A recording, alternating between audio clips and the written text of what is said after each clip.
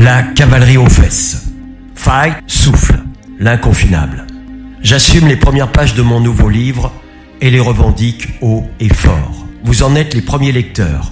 Il ne pourra être compris par tous, et c'est bien ainsi. En qualité d'avocat du diable, j'attends la controverse, si controverse il y a.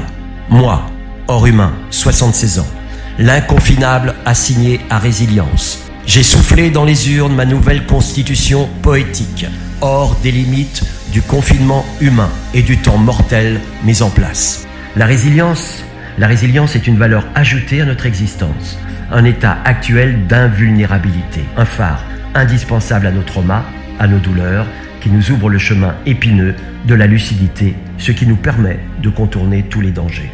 Qui me l'a dit? Les soies sauvages et le petit cochon mort de peur qui me sourit avant d'aller à l'abattoir. Et la petite voix humaine, venue de nulle part, répond. Moi, l'humain machine, je suis né à mes dépens sous assistance respiratoire, dans la matrice ventilée de notre chère maman. Et j'étais manu militari à la 9e lune. Une épopée radicale du confinement pour un décollage au forceps et aux stupeurs. Je ne connais rien à l'air du dehors. Mais alors rien de rien, mais rien du tout. Aucune connaissance des effets de l'air sur ma terre et dans mes poumons atrophiés. Cet air qui me permet de vivre masqué au grand air, je ne l'ai jamais appris ni à la maternelle, ni à l'université, ni en faculté. Alors on m'a dit, la bourse ou la vie? Eh bien évidemment, j'ai choisi la bourse. L'évidence même, la vie ne m'étant point nécessaire, car la mort, foi de virus, me va si bien. L'air est un corps étranger que je ne peux supporter. Tuyauté jusqu'à la gueule, moi, l'humain à 2 pattes, et bientôt à 3 avec ma canne de survie, je suis un respirateur ambulant. Comment insuffler l'oxygène dans mes 5 poumons? Pas 2? Non, 5 poumons. C'est mon secret. Vous êtes sûr? 5? Oui, c'est à prendre ou à laisser, cher ami. Vous qui vous vautrez en permanence dans la fournaise des asphyxies. Je n'ai jamais appris ni compris l'essentiel de la vie. Je l'ai toujours subi, pas comme un esclave. Une vie trop belle pour conquérir ses libertés, mais comme une victime de l'aliénation consentie. Machine respiratoire, je suis. Machine respiratoire, je resterai. Alors mourir pour mourir. Je veux bien mourir un peu, juste un peu, un tout petit peu. Le minimum, si peu. Si possible, le minimum vital, si vous le permettez, avec un grand verre de sédatif pour la route. Il y a bon sédatif, il y a bon. Mais avant cette mort plébiscitée, justifiée, programmée, légitimée et appréciée par la majorité humaine, laissez-moi revendiquer l'étouffement solidaire au grand jour qui unit tous les peuples de la terre. Fini les barbelés, plus de frontières, la voie est libre, le masque à oxygène et ses bouteilles ont fait leur entrée dans les nuits chaudes du gai Paris, cuisse ouverte. Youpi! Youpi! Ne nous égarons pas, revenons à nos humains. Voici donc mon exceptionnel aphorisme de génie que je vais extraire de la boîte de Pandore. Un aphorisme aux multiples réactions qui bouleversera, soyez-en certains, toutes les règles établies et même au-delà des règles que m'ont confiées les frères Dédé. Les frères Dédé, qui sont-ils? De valeureux compassionnistes éclairés de haute lignée à retrouver sur les pages de mon premier best-seller hors humain. Dites-moi, soyons calmes. Dites-moi, l'humain rongé par l'angoisse du chronomar rongeur, quelle est cette devise virale qui va envahir la planète en ces jours de deuil? Quelle est cette devise qui va faire vibrer avant l'heure nos multiples corps au sein du Parlement mondial? Dites-moi. Eh bien, souvenez-vous de mon aphorisme qui a fleuri avec élégance et tapage nocturne sur les réseaux lumineux de la toile tentaculaire que vous empruntez chaque jour. Cette devise qui va impacter la psyché humaine, je vous l'offre à l'écoute de tous mes cœurs greffés dans l'espace. Fight souffle en est sa signature, sa détermination. L'animé électrifiant qui fusionne dans l'épicentre de nos corps et au-delà de nos corps. Devise, ma belle devise. Dites-moi que le jardin de Caïn et Abel se trouve ici-bas dans le Très-Haut qui nous observe pour des vies aux multiples miroirs qui n'ont point de fin. C'est quoi c'est qui? Je vous prie, dites-le moi, ma curiosité dépasse la fiction. C'est qui? Je veux bien vous le fredonner, en première instance, dans le creux de l'oreille, à celles et ceux qui ont décidé de ne point mourir.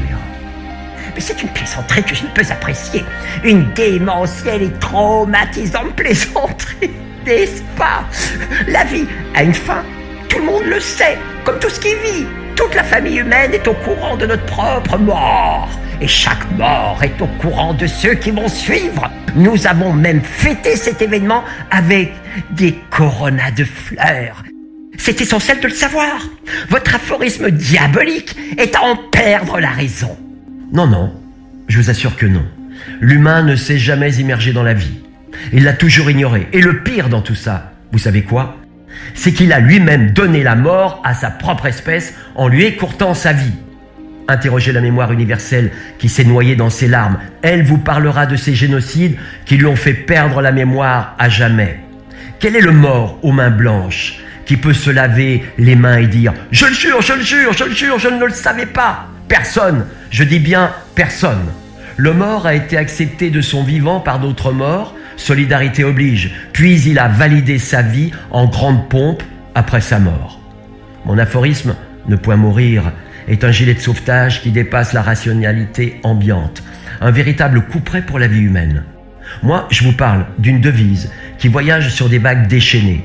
C'est l'indestructible loi des lois inscrite aux urgences sur le fronton des nouvelles constitutions planétaires.